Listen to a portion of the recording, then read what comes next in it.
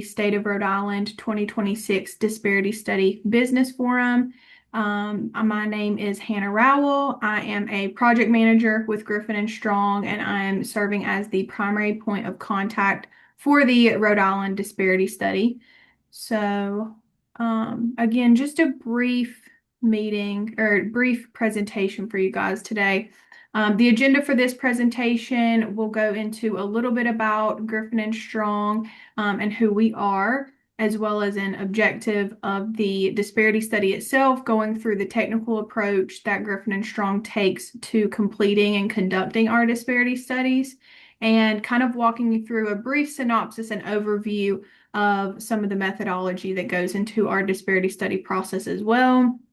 We'll talk a little bit about how you can be involved, aside from your participation and involvement at this business forum session, and then look at a brief overview of the study timeline. I'll take some time for answering any questions that you may have about the disparity study, and then we'll turn it over for the main event of today's meeting, which is the business forum, which is hearing about your experiences and your perspectives as a business owner, either trying to work with the state, having successfully gotten worked with the state, or just your experiences overall.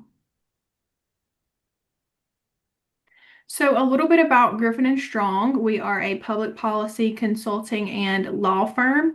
We specialize in procurement research, training and supplier diversity consulting, contract compliance, as well as program development. We have an extremely qualified team in this industry and field of disparity studies. We have 7 JDs on the team and a PhD in economics, social psychology, anthropology, history, and strategic management. So a really well-rounded group of individuals that we have that are a part of our study team. So for disparity study, this is kind of a brief objective of why we do disparity studies and what they're used for. So a disparity study is an objective research tool that's used to determine if disparities exist in an agency's procurement. So in this case, it would be the state of Rhode Island's procurement based on race and or gender in various industry categories. So for the state of Rhode Island study, we have 5 industry categories broken down to construction, architecture and engineering services, professional services, general services, and then finally goods. Disparity studies then further determine whether any disparities that may be identified are statistically significant, and if they're caused by the race and gender status of firm owners, or if there may be other race and gender neutral characteristics that may be driving those disparities as well. In addition to our statistical analysis, we also utilize anecdotal evidence, which this meeting is a part of our anecdotal evidence today. And we also review the state's policies, their practices, and their procurement procedures. And we utilize Griffin and Strong's best practices that we've, determined through being experts in this field to ultimately make recommendations to the state of Rhode Island. An important point about those recommendations is that they have to be narrowly tailored specifically to fit the findings of this disparity study for the state. So this 10-step approach here kind of gives a bird's eye view of the process that Griffin and Strong takes for our disparity studies. So we start with our legal analysis, looking into any relevant case law and foundational court cases that kind of provide the backing for disparity studies and all of the analysis that are conducted within them. We also have our policy review. This is what I was mentioning, where we look into and dive deep into the state's purchasing policies, their procurement policies, and not only going through the actual files of the procurement policies, but we also conduct key interviews, policy interviews with key staff and faculty of the state as well, just to talk about what those policies and procedures actually look like in practice. So then we kind of start our data collection phase of the disparity study at that point, beginning with collecting and cleaning the data. So this is a very rigorous process of our disparity study. It takes place over multiple months. We basically are just collecting any data that we can from the state of Rhode Island directly, and getting it all together and starting to prepare for our data analyses for the disparity study process.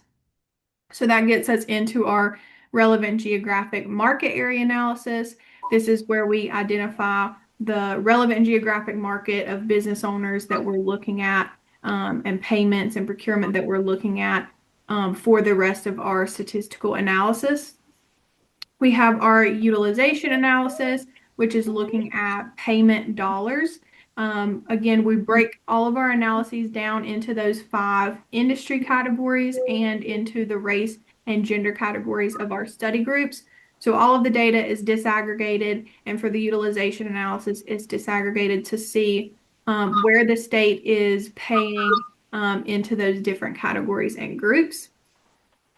Availability analysis is the other side of things, looking at who is available in the marketplace for the state to do business with in the first place and be able to contract with. And then it's through the comparison of utilization and availability that we ultimately get our disparity analysis, seeing if there's a differentiation or discrepancy between the amount of available firms versus who's actually being utilized by the state.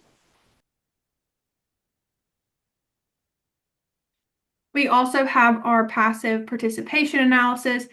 This is another way of naming basically the marketplace analysis. So this is Griffin and Strong kind of turning our attention from solely focusing on the state of Rhode Island government and actually looking into the marketplace itself and seeing what things might be happening in the marketplace that could be influencing business owners in the marketplace and their ability to even contract with the state or be utilized by the state in the first place. And then we also have our anecdotal evidence analysis. So this is, again, this meeting is a part of that. And I won't go too deep into that because I have a slide about that coming up here next. And then ultimately, all of these different elements of the disparity study culminate into a final report. And that's where Griffin and Strong makes all of our recommendations, those narrowly tailored recommendations that are based off of the findings that we identify. So again, for anecdotal evidence collection, that's another extensive part of our disparity study methodology and process. It's really important for us to speak with business owners and understand what business owners' experiences are specifically with the state of Rhode Island. So we have a lot of different pieces of the pie for opportunities to participate in anecdotal evidence collection, beginning with our informational meetings. These were hosted at the end of last year, and it was an opportunity right after the study got started for us to introduce Griffin and Strong and the disparity study process to the community and have an opportunity to answer any questions. We've also had 50 anecdotal interviews that we've conducted. Those were one-on-one interviews with business owners to discuss key themes and topics about their experiences as business owners in the marketplace. We also have public hearings, or in this case, business forums, which are an opportunity to obtain testimony and personal experiences of members of the business community. So again, that's what today's meeting is about, just an open conversation. We also have our focus groups, which are more of a small group discussion, specifically to identify and focus more on key themes and shared experiences that have come up throughout the anecdotal evidence collection process. We also have our survey of business owners. This survey quantifies experiences working within the marketplace for business owners. This could be specifically working with the state, or it could be working within the private sector as well. We also have meetings with business, civic, and trade organizations. This is an opportunity for us to gain insight from business leaders, business representatives, organization leaders, and representatives of those memberships and their communities as well. So we like to have those one-on-one meetings with those organizational leaders. We do offer language accommodations upon request. So some of y'all who saw the flyer that went out for these meetings might have seen that we do have a meeting on Thursday. That is a Spanish version of this session today. So we do offer those accommodations. And then we do take email and social media comments as well. So any written communications that would like to be submitted, we do incorporate that into our analysis for anyone who may not be able to attend today's session or didn't feel comfortable speaking, or you aren't able to attend a meeting, or you have to hop off of a meeting. So we do encourage any type of written responses as well. So again, how can you be involved other than participating today? Just being vocal, participating in some of the other events that we still have ongoing, which for right now, we have the survey of business owners that is still live. I will put some resources in the chat for you to access as well. And one of those will be a link to the survey of business owners. We also have focus group sessions that are coming up. So we do encourage that if you are contacted to participate in a focus group session, we encourage you to participate there and take part in that conversation as well. And then overall, just keeping up with the study, we do have a designated disparity study website, which is rhodeislanddisparitystudy.com. And we also have a designated email address, which is Rhode Island Disparity Study at gspclaw.com. I'll also put those resources in the chat as well. The website has a lot of information about disparity studies and Griffin and Strong, and it also has an events section so you can see what all is going on with the disparity study and what we have coming up. Alrighty, this is kind of an overview of the I had to study. register and join on my own, but I'm up. Hi, Peter. Oh, sorry, I didn't know my speaker was on. No, that's okay. Well, I'm glad you were able I- to join. sorry. That's okay. That's all right. For the projected timeline, this is kind of an overview in like a 5-step process. So we are finishing up the disparity study in January of 2027, and we started back in fall of last year in 2025 with our initiation phase, basically just working through everything with the state of Rhode Island and starting those informational meetings and getting everything launched as far as resources for the business community as well. Then in the fall and then winter of this year, we started our data collection process and started some of our key analysis of the legal chapter and the policy review, starting those anecdotal interviews and launching that survey of business owners that I referenced. Now we're in kind of going into the spring of 2026.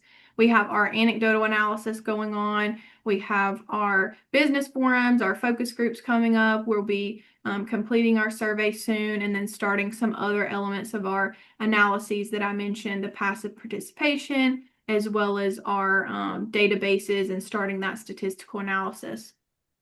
In the summer of this year, we're basically wrapping up everything that we started in the spring, kind of completing all of the different chapters and analyses that we've been working on and getting to a final point of putting together and identifying what key findings have come out of each of our individual analyses and starting to draft and determine what recommendations we are going to make to the state of Rhode Island based off of the results that we've seen throughout the disparity study process.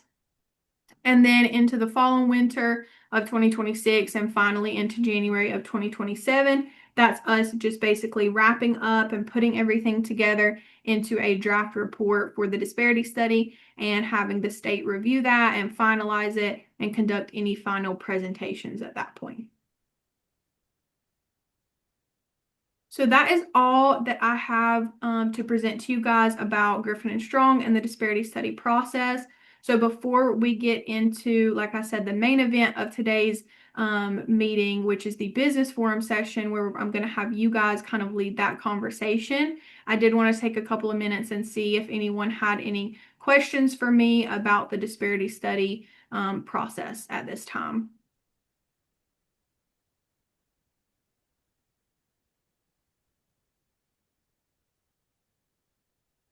Who actually requested this study be done? The state of Rhode Island, and it is through DEDI. That's who we have contracted with. Through who? DEDI, the Division of Equity, Inclusion, and Diversity. And pretty much what you're looking for is the purchasing department or other things that the state do, or what is it specifically that the study wants to fine tune to? Yeah, so we'll kind of look at all of those different elements that I mentioned. So I'll walk back here. So we're really looking into all of these different elements. So again, our team, we have a lot of JDs on the team looking into the actual legal analysis, looking into the case law that exists and the kind of foundation of that. And then the policy, as you mentioned, working with state, their procurement, their finance team, and all of the different departments and agencies, looking into their procurement processes and seeing what elements may be there that need to be maybe fine-tuned or improved, or if there's, things that they have that are working well now already. So we have findings that come out of that. And then we have our statistical analysis, which is kind of the core of what a disparity study is, which is that utilization, availability, and basically comparing those two to see the disparity, if there are any, between who is being utilized by the state of Rhode Island versus who is actually available to do the work with the state of Rhode Island. And then the marketplace analysis and anecdotal are the other two parts of our analysis as well. So really looking into those kind of five key elements throughout the whole disparity study process. Just curious, how many? I just wanted to clarify, is the governor's office that mandated Daddy to do the disparity study? Thank you, Simon. Thank you so much. How many people were actually invited to this meeting, this Zoom meeting tonight? It went to an outreach list that I think numbered, I don't have the exact number for you, but I believe it was shy of 5,000. So you had 5,000 people asked to participate, and you've got like a half a dozen. 5,000, yes, yes. Like we asked 5,000 to participate. Yes, exactly. Right, but So your results are you have a half a dozen people respond. that's right. And we did So have, what's wrong with this statistical analysis immediately? You have a state with 1 million people, and you send out 5,000 applications or invitations, and you have 6 people respond. How accurate can this possibly be? yes, sir. I appreciate those comments. This is again a part of our anecdotal evidence collection, and we do encourage and hope for as much participation as possible. And we were, outreaching for the past month and really encouraging business owners to be able to hop on this meeting and participate with us. So the sample is a lot smaller than we would have hoped. We did have just shy of 50 people register for this session. But as you mentioned, we do only have a handful that have actually joined with us today. But I am thankful for all of you who joined. I just have credibility issues with the statistical analysis of this whole thing. That you don't have enough people participating. Oh, well, the statistical analysis is not based on this. This is anecdotal evidence collection. So the statistical analysis is totally separate from what we're doing at our meeting today. So this meeting is a part of our anecdotal evidence. That's the portion of the study that it would be utilized for. It wouldn't have any part of the statistical analysis of our disparity study. That's solely just using data, payment data, availability data, things like that.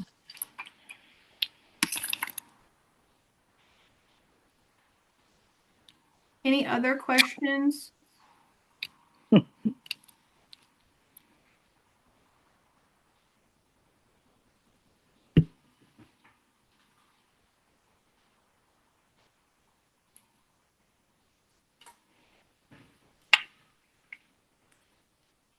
Any other questions about the disparity study process or anything that I covered in the PowerPoint presentation?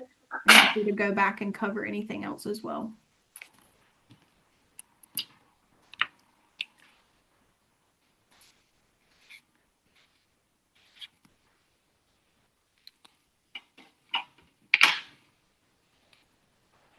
Alrighty, well, if there's no further questions, I'm going to now turn it over to the business forum portion of our meeting this evening. So at this point, I kind of want to turn it over to you guys to have you share your experiences, your testimony as business owners.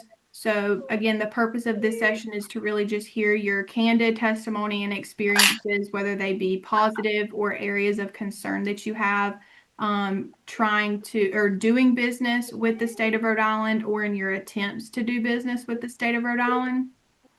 I do have a disclaimer here that everything said during this meeting would be available for public record, but Griffin and Strong's final report does not publish names, business names, or any other affiliation of individuals who give testimony at today's meeting.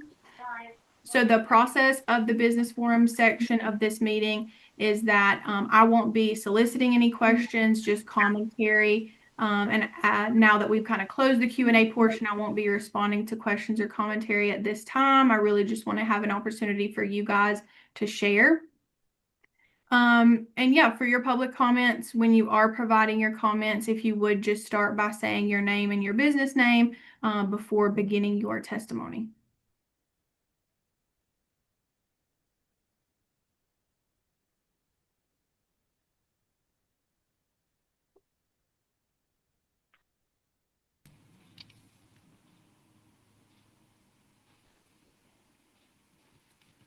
I guess I'll start. My name is Mark Ardenti. I'm one of the owners of Ardenti Supply. We distribute plumbing, heating, industrial supplies. We've been in the state since 1946. We have 3 locations in the state. And I'm a little frustrated with the whole purchasing with the state.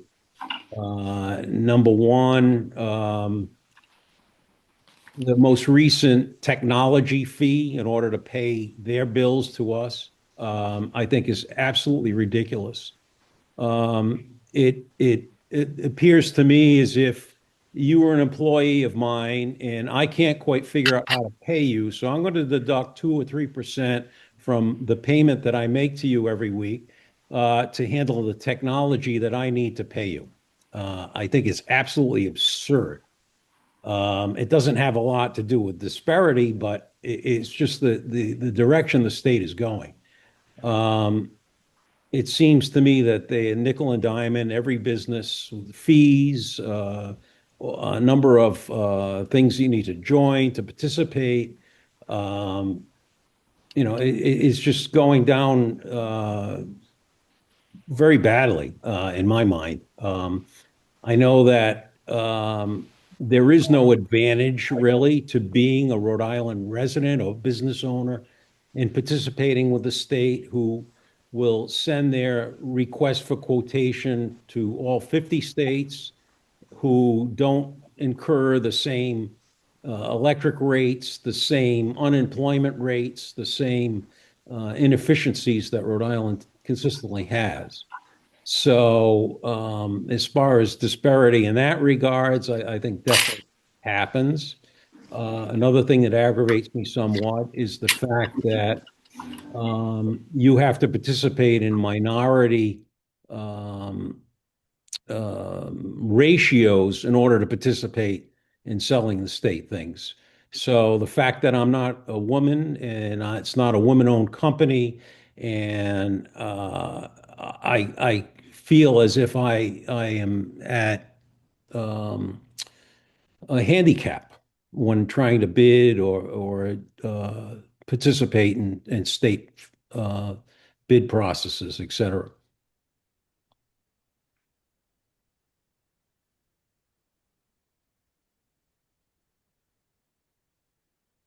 Thank you, Mark, Mark. sir. Oh, sorry. If I could just ask one quick question to Mark there, um, just because I may be of a little bit of assistance with that last part there. Mark, do you have more than 10 employees by chance? Yes, we have 35. Oh, you have 35. Okay. All right. Yeah, that changes it a little bit too, because you could still qualify for a lot of those programs if you're less than 10. But yeah, no, I see your pain point there. Thank you. Thanks, Seth. Mark, was there anything else you wanted to share before we let the next person go? Not at this time, but perhaps I might want to respond to some other comments. But Yeah. right now, that's pretty much I said my piece. Okay, absolutely. Thanks. And yeah, I definitely encourage that if, we'll give everyone time to speak. but then I want you guys to be able to kind of piggyback off of each other's comments and have a full conversation. So who would like to go next and share their experiences doing business with the state or attempting to do business with the state? I'd be happy to jump in. My name is Kristen Gosler, and I'm one of the owners of American Trophy. We've been in the state for 78 years, incorporated in 1958, and we're celebrating our 60th year incorporated in the state. We've been renting property here. We've now purchased property in Rhode Island, and we've committed to Rhode Island as our flagship location. It's been a long 2 to 3 year process of applying and becoming a WBE, DBE, ABCBD. Every alphabet I have applied to and we have procured. I, of course, like everyone else, expects to see some sort of activity coming in our way with the larger contracts seeking a WBE. And when that went a full year without one single person reaching out, I decided to become proactive. So the good news is I have tremendous access to these bids. I feel like it's transparent. I find it very easy to navigate the system of the RFPs and RFQs that are out there. So that's positive. The other thing is, after going to many, many meetings of business people who are, we've been getting together for years, and I've been going for the last 2 years to every meeting I could, and I've been hearing a lot of anecdotal evidence that, I think one of the reasons people aren't showing up is I almost didn't do it myself, and I'm extremely dedicated to this process. And it's like a fatigue. Like I feel like it's a tiny little drip in a giant pond. And I'm sitting here, and when you were speaking, I was kind of like, if they had just hired an advocate for the small business or the businesses in Rhode Island who could personally advocate for local businesses to be seen by the larger contracts, like that may have been actually more useful. I did answer your survey, but I did it reluctantly, not because I don't believe in surveys, but I felt like, again, it feels like a drip. And in that sense, it's like, well, I could pick up the phone and call 3 people while I'm filling out the survey. And I think this is, I don't know if, in my opinion, I think the prior gentleman speaking was being polite. This is like kind of outrageous. There's like 8 people here, and I think this is maybe the biggest, loudest voice of the apathy and the discouragement that businesses, small businesses, minority businesses are feeling in Rhode Island. It doesn't feel as business friendly. We do business in Connecticut, obviously Massachusetts, all of New England, and I don't really get the same vibe when reaching out for those other areas. And I actually don't want to stay on a negative note because I feel like I have good access to the information I need. I feel like I get great access when I pick up the phone and talk to the point of purchase. So if I'm actually talking to a procurement officer, I get great responses. They're happy to talk to me. They're beyond helpful. So my advice to everybody is I think we do need to participate. I think we do need to help you. I think we need to find other, if this is another voice for us, then we should be participating. But the main thing is you definitely need to pick up the phone and become proactive because it absolutely is not going to come our way. And I think the main thing that I got from the last meeting I went to is that they need oversight. So a lot of times I've heard anecdotally that businesses will apply, they're an MBE or DBE, they get an advantage of the 20% bump because they're supposed to be reaching out. And then when the contracts are concluded, they don't use those vendors. And this was kind of the main, there are other things that happened that are more egregious, but that was really the main one. And I think the oversight needs to happen from that organization who's overseeing these contracts to make sure that after the project's done, that they did indeed use a minority or a WBE or a Rhode Island business. Whatever it was that they put in their first proposal, they need to make sure that they follow through with that. And I think everybody, I mean, the last meeting I went to had about 140 people, and that was really the vibe in the room was that the oversight, it didn't feel like there was oversight there. Thank you for your time.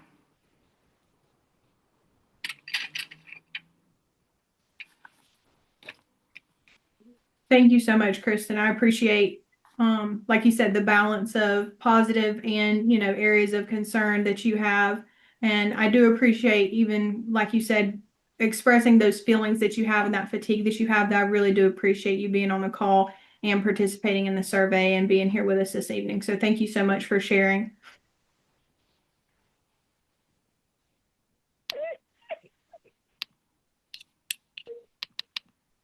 Do we have anybody who would like to go next? Either sharing your experiences again, working with the state of Rhode Island or attempting to work with the state of Rhode Island, or if Mark or Kristen mentioned anything that you have experience with or wanted to kind of piggyback off of as well.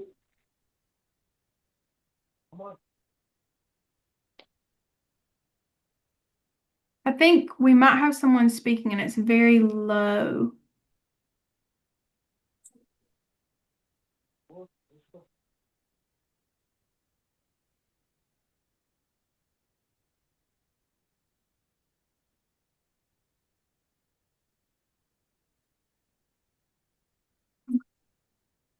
Anyone like go next?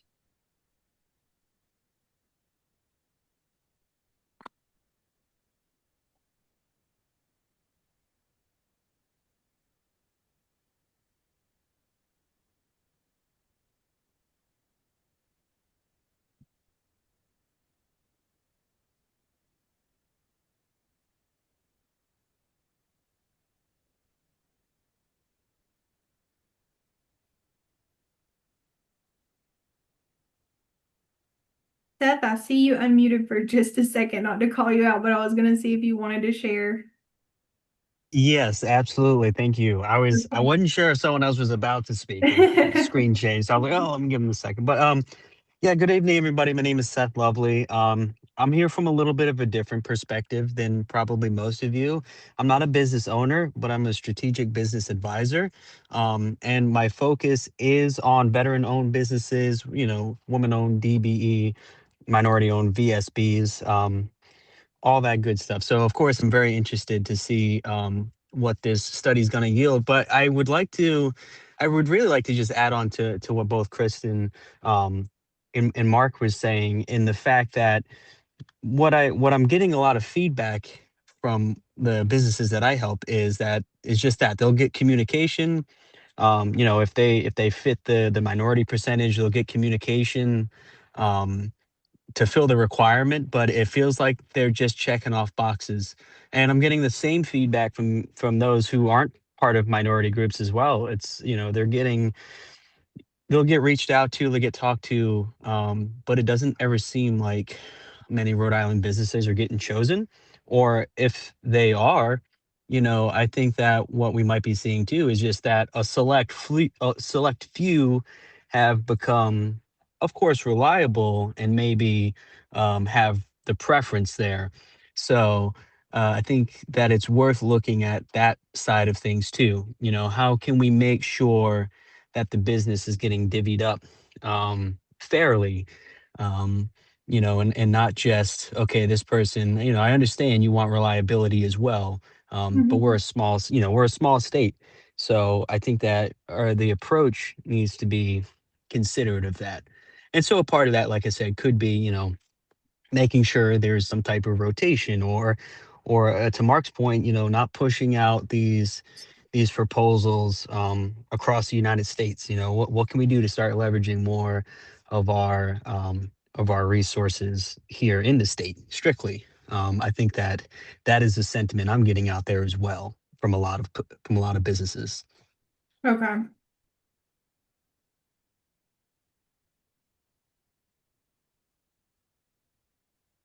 Thanks so much, Seth. I think that was a really good perspective. Thank you. Could I jump in and ask a quick question? Yes, of course. Hi, my name is Peter Cameron. I'm a participant with the Providence Screen Printing Corporation. So I guess my question would be, is there somebody looking into, and I know it's not fraud, but a lot of times when I bid against somebody, I'll see that they're bidding below what I can even buy the goods for. So that's not possible. And there'll be an out of state concern and there's shipping involved. So I literally can't even buy the goods for that price. and I'm a fairly large. I have the lowest. Um, when I go in to buy something, I'm at the lowest price point. Uh-huh. So I just don't understand how like these companies are doing it. And is somebody looking into that? Are they just bidding on these contracts and then bumping the price after that? So that's my question. Okay. I think that's a really good point that you're bringing up, and that is going to be part of that is part of the data that we're collecting is looking into bid tabulations, bid responses, things like that. So that will be as part specifically of our statistical analysis. So I think it's good that you mentioned that so that I can flag that for us to keep an eye on when we're looking through that data. Thank you, Hannah. Yeah, of course. Thank you so much, Peter. This is Mark again. I agree 100%. But Okay. some of the advantages of distant places, other states, that some of that material that comes to New England is much more expensive than what is purchased out of Florida or Texas or wherever else. And that has a lot to do with the difference in costing. And I've seen it myself in a number of things. You can buy something in New York City for less money than it cost me in Rhode Island. So if I'm competing in the state, I can't compete because my initial costs are higher because I have to door the poor costs that in Rhode Island, the in the distribution network. So I agree 100% with Peter. There are other states, other places that buy this material much less than we do. And in my complaints to the purchasing department, it was, well, you want us to get the best price. You want us to not spend the state money. We have to get the best price. But what about, living, breathing, eating in the state and participating in the state functions? That doesn't mean anything in the Department of Purchasing. Hannah, do you mind if I address Mark real quickly on what he just said? Go ahead, Peter. Absolutely. Okay, so Mark, I totally get what you're saying, but in my industry, we're pooling from the same warehouses. I pool out of the Philly or the Chicago warehouse so all of the goods that I buy in Rhode Island are the exact same price that we're getting across the country. Whether I'm pulling out of the California or the Texas warehouse, it's all the same price. And I understand from what you're saying in your industry that it costs more if you bring it into this state, but from mine, from my industry, it's the same. So I'm questioning, if somebody's bidding below what I can even buy those goods for, there's something a little off with that. And I noticed it very specifically with a few different contracts that come up. And so I'd love for somebody to look into that. But anyway, thank you for your time. Thanks, Peter. I think that was good to clarify because it sounds like it's kind of the same thing happening, but for the different industries, it's slightly different reasons. Because Peter, you're saying for you, you're literally procuring goods from the same warehouses as your like competition or whoever else is bidding, but they're bidding a completely lower or different price than you. I just want to make sure I clarified. You are clear. And Okay. so when we buy from, let's say, let's even we do a Philly warehouse, those prices are locked in. There are different price points, but because of the volume that I do, my price point is the lowest that warehouse will sell for. So Okay. if I'm buying for the lowest that warehouse will sell a good for, and there's a company out there that's bidding to the state, our state, there's got to be some fraud going on because they're not selling for under cost. It would make no sense. And I understand that sometimes there's a loss leader. I have loss leaders in my business, but I don't sell 1,000 units at a loss leader. So Okay. Thank you so much, is, Peter. is that clear? I apologize if No, does that that make sense? absolutely is clear. That Okay. 100% is clear. But you mentioned before Mark spoke about his kind of side of things as well. You were saying, I don't understand how these companies are doing it. And you said something about, are they bidding these contracts? And then I think you might have said going back and changing the price or something like that. I want to make sure I got that note down. Correct. So, like for my industry, I don't sell a one-time good or service. I'll bid and I'll quote on something that's an ongoing for the year. And so if you're buying a product for, say, $5 a unit, Mm-hmm. and it's costing me 250, my 250 up and over is the profit. Mm-hmm. The companies that I'm bidding against are bidding 225, Mm-hmm. which is below the cost of the good. So I'm thinking after they bid the product out, they're billing the state out after the fact at the 5 or whatever they need to, and the state's not looking into it, because that's the only way that could make any sense. Okay. I also have a comment about their master purchase agreements, which are Mm-hmm. crazy. They send out master purchase agreements to bid on for products for a year, to hold the price for a year. We sell, for instance, copper tubing. Copper tubing moves price every week. It goes up and it goes down. Let's say, for the sake of argument, that I sold fuel, Mm-hmm. oil.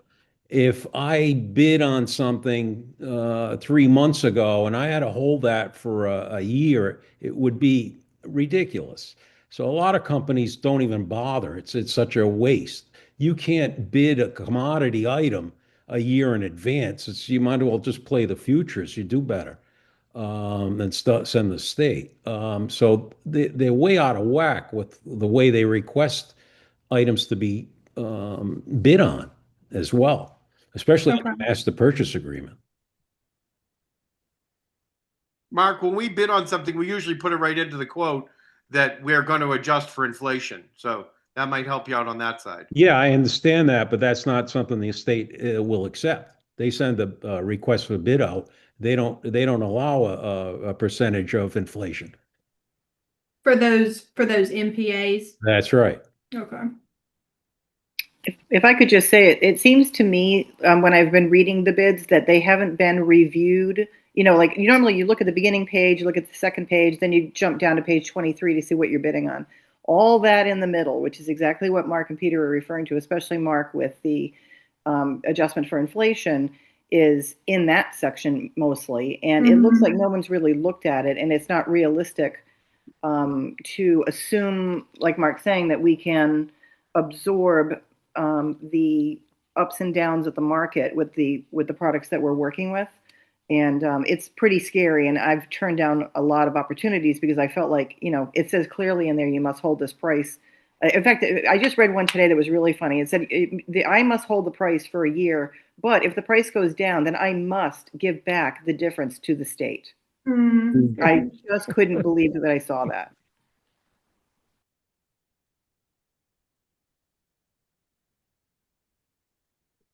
Okay. And is that on those master price or purchase agreements, Kristen, or is it kind of universally for bids? It's on all bids, and Mark's correct. It is also on the MPA, and Okay. yeah. And now I would say one more thing about the MPA. Mm-hmm.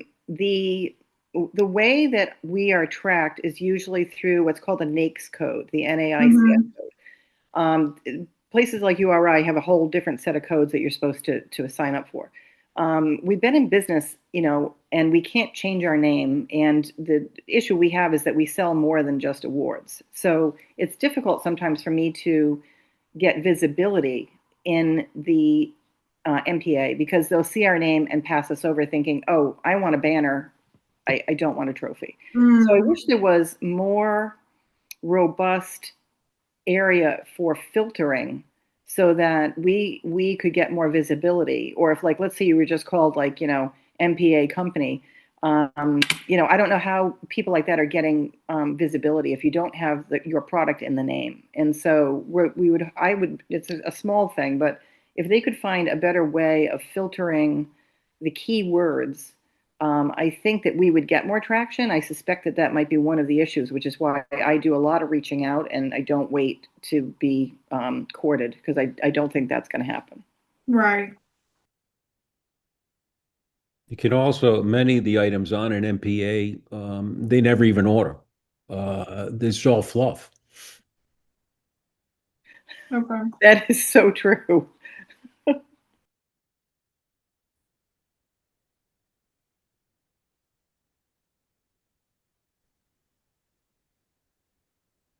Alrighty. Thanks so much, guys. That's great conversation. I see we have about 9 minutes left of the scheduled hour that we have. I'm happy to stay on and continue a conversation though with whoever wants to stay on as well. But I do want to turn to a few people on the call who haven't spoken yet and see if there's anything that you want to add to the great commentary that Kristen and Mark and Peter and Seth have already had today, or just generally your experiences, again, attempting to do business with the state or doing business with the state of Rhode Island. I'm good. Okay. Did you say you wanted to go? No, I said I'm good. I'm listening. I'm just listening, absorbing. Okay. Did you want to share anything about any experiences you've had as a business owner? No, I'm good. I'm good. I'm just Okay. listening. Okay. Thank you. Uh, this is Chris Hughes. We're with Bridge Technical Talent. We're a staffing agency for technology. We have been working with the state for many, many years. I don't have a lot to add, but there are a lot of the feedback that was given today. I would second that. And but again, this being a disparity that wasn't exactly with the tone that I thought that this was going to go down. So I really just kind of took it in, but certainly some of the points that were brought up today. Otherwise, utilizing the phone and picking up the phone and speaking to somebody actually can get you pretty far within the state. I've had a lot of success with that Chris, myself. can I stop you for just a second? I'm sorry. I'm having trouble. I was hearing you a little bit at the beginning, but it's starting to pick up some other sounds. So I just want to make sure I'm able to hear you. Is it any better? I think it sounds a little bit better. You might just I have was to go a just little slower just to bear with me. sure. I was just suggesting that we already do work with the state, and hmm the best way to get anything accomplished is definitely picking up the phone. There is a lot of responsive people there. Okay.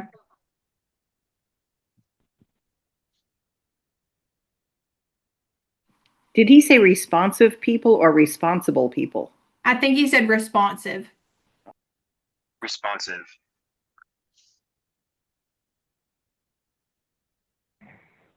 Anything else you wanted to share, Chris, besides that?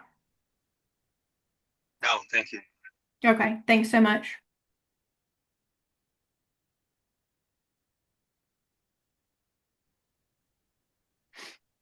Anyone want to go next?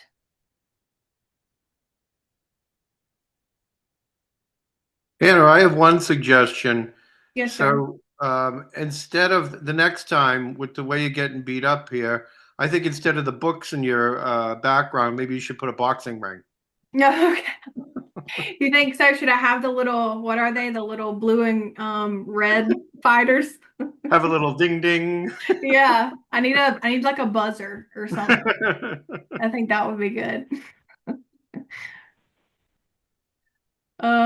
Okay, let's see. Who have we not heard from? John, I know you were on the call earlier. You may have stepped away, but in case, I wanted to check with you, John Cruz, to see if there was anything you wanted to share during the meeting today.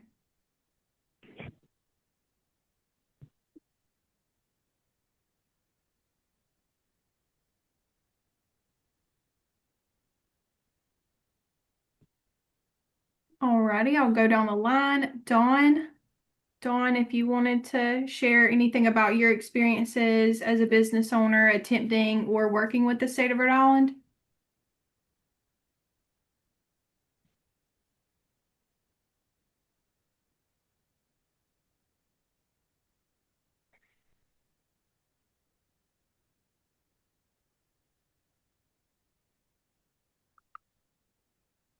Okay, Simon, I think we heard from you just to add some clarification earlier, but I wanted to see if you wanted to share about your experiences. I I I work for Governor McKee. I'm here just to listen. I'm his small business advisor. I'm just here to listen. I work a lot with Daddy.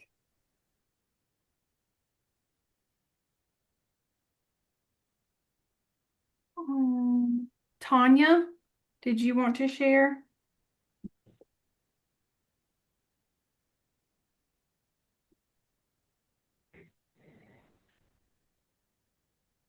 I'm just listening. I kind of have a different kind of business that doesn't really require submitting bids and stuff. So I'm just more curious to hear what others are going through. Okay. And have you worked with the state of Rhode Island? Yes, I work with the Office of Rehabilitation Services. Okay. So I'm a vendor to them. So Mm-hmm. for me, my business is strictly services. Mm-hmm. So I don't necessarily have to bid for anything. It's a matter of um,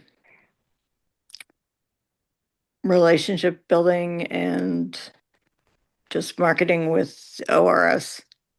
Okay.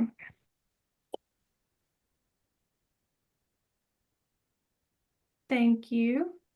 You're welcome. And then Sharon, if you're able to unmute, if you wanted to share anything about your experiences as a business owner, again, attempting or doing business with the state. Sure. I'm a lead paint inspector in Rhode Island, and I only deal with the Department of Health. So these bids, although I am registered and they come through my email, so I do see a lot of them, but they're not anything that I have the licensing or the experience to do. So Okay. the only department I would work with is the Department of Health, and I get a direct email from them if they're looking for lead inspectors. But Okay. otherwise, I'm an independent outside of the state. I mean, licensed by the state, but. Okay. Thank you.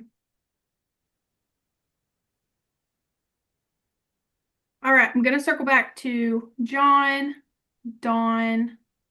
I think John and Dawn are the only two we haven't heard from, so just wanted to give you an opportunity to share if you are able to unmute. Yeah, I can contribute. So I do work as a vendor through an MSP, knowledge services for staffing. And my and we've worked with the states for the past, I think, probably 7, 8 months. We supply temporary professional staffing, and my experience has been okay. What Mhm. I'm what I feel oh, what's the word? Dissatisfied with the allotment of opportunities that are given to businesses that are here in Rhode Island. Okay. Um, I'll be curious to see the businesses on this call today, how many are here in Rhode Island. Um, so that just probably goes to show that we're vested. My staff live here, work here, we pay our taxes here, but yet the state of Rhode Island continues to use vendors, in my case, obviously staffing agencies that are out of state and sometimes overseas. I Mm-hmm. think it's just bizarre and I think it's wrong.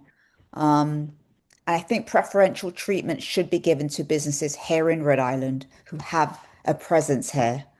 Um, that's just my take on things.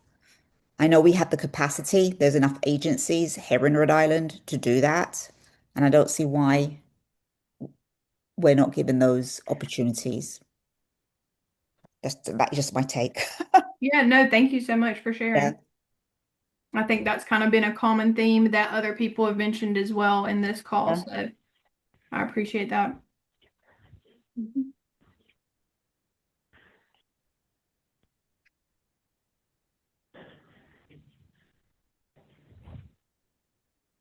All righty. John, again, are you on with us?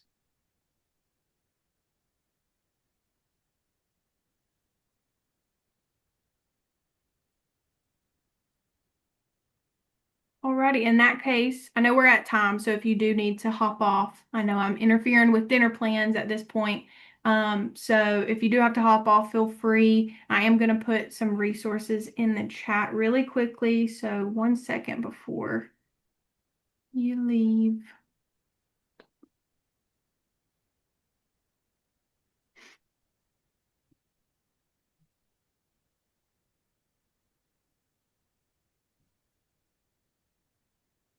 Okie dokie. Like Kristen had mentioned, we do have our survey of business owners. Like she said, she did complete that. So there might be many of you on here who have already completed that survey of business owners. And if you have, thank you very much. It's not too long. It takes about 7 to 10 minutes, I think, to complete. And we have just shy of 200 respondents right now to that survey. So we definitely want to keep increasing that number and hearing back from business owners regarding the information collected there. So if you haven't taken it, that link in the chat will take you directly to the start page. And if you have taken it and you know other business owners in the area, other Rhode Island business owners who would maybe like to participate in the disparity study and maybe take this survey, then please feel free to share it with your network. And then some other resources are the website and the email, since I did kind of breeze by that a little bit quickly in my presentation. So the website, rhodeislanddisparitystudy.com, has again information about the disparity study and some events that we have going on. And then you can utilize that email address if you think of anything that you wish you would have mentioned today in this conversation or that comes up later down the road. You can absolutely submit written response and comments there. That'll come directly to me. Or if you have questions that come up after we end the call today as well, feel free to send those over there. So those are the resources I have for you. I wanted to pop those in the chat. Again, I'm happy to stay on for a few more minutes if anybody who has spoken today has anything else that we didn't cover, or maybe somebody else mentioned and you want to get back to and add some information to. So yeah, if there's anything else you want to share, I'm happy to stay on and have those conversations. Thank you so much for your time today. I just wanted to say that first. And another thing is, again, I'm a bit of a resource myself for some of you business owners. I'm going to leave my information in the chat as well. Again, I'm a business advisor. And even if you don't fall under my purview, I work with a lot of other nonprofits that can deliver those services to you if for some reason I can't. So I encourage you to reach out if you have any questions about anything as well.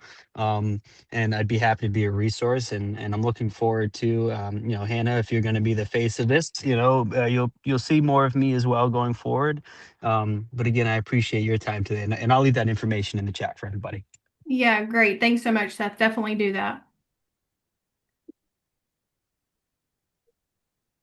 So while you guys wait to get Seth's contact info in the chat, does anybody else have anything you want to mention that you haven't already spoken about today, or anything you want to kind of dive into more detail about that may have already been brought up?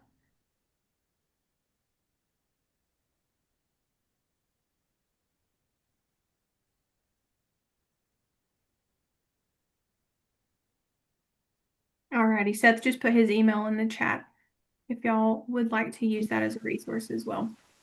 I'm going to sign off, but I want to say that when I started this journey going into government contracting, there's 3 organizations that are absolutely amazing in the state of Rhode Island that have actually changed the business and the direction in which we're going. And that, just to throw them out there in case you haven't used these organizations, there's an organization called PTAC. It's in every state, and the Rhode Island one is right downtown, near where the old jewelry district used to be. SCORE is an amazing resource. It's for free.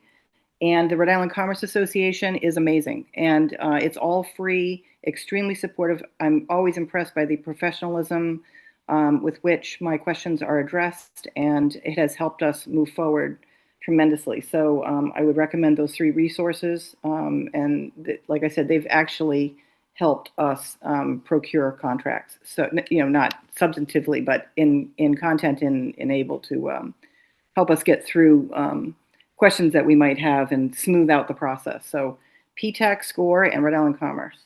And PTAC, is that PTAC? Yes. Okay. Amazing. I'm going to put that in the chat for everyone to see as well. Although they may have migrated to a slightly different acronym, but basically it's you can go make an appointment there. You get an advocate who you can speak to anytime, make as many appointments as you want, and they'll take you through the process so that you can start doing all kinds of bidding.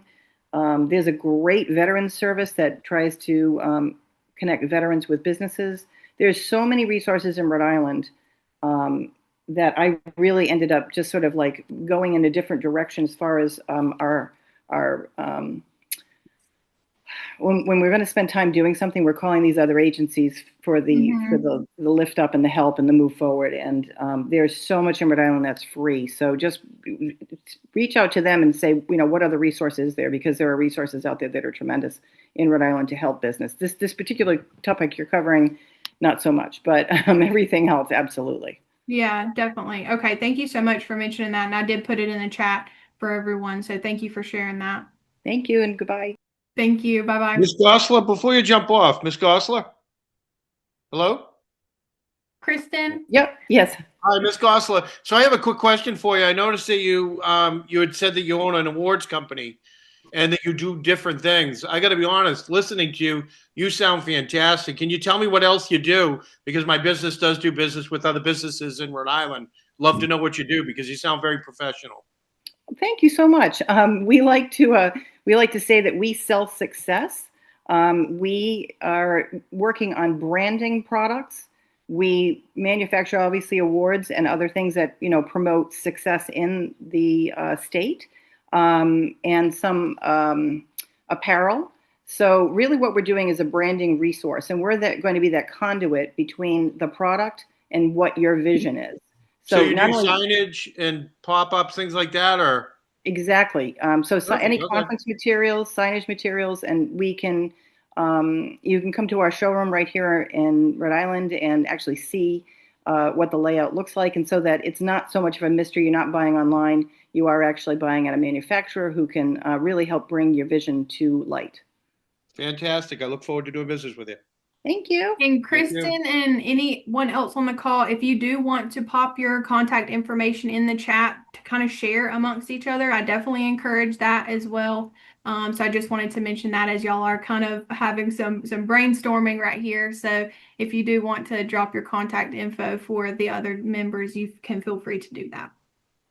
Thank you, Hannah. No problem. Thanks, Kristen. Alrighty, well, I'm going to stay on for a couple more minutes just in case anyone does want to put anything in the chat. I won't cut it off. And if anybody does want to share anything else as well. But just in case you do have to hop off again, thanks so much for participating today. I know, it was a smaller turnout than we were hoping for, but it really was great conversation. And I do appreciate everyone that participated and shared the information that you did today. So I do just want to say that. And again, I'm just going to stay on for a couple more minutes, but feel free to hop off if you have to go. So again, thanks everyone for participating today, and I look forward to speaking with you soon.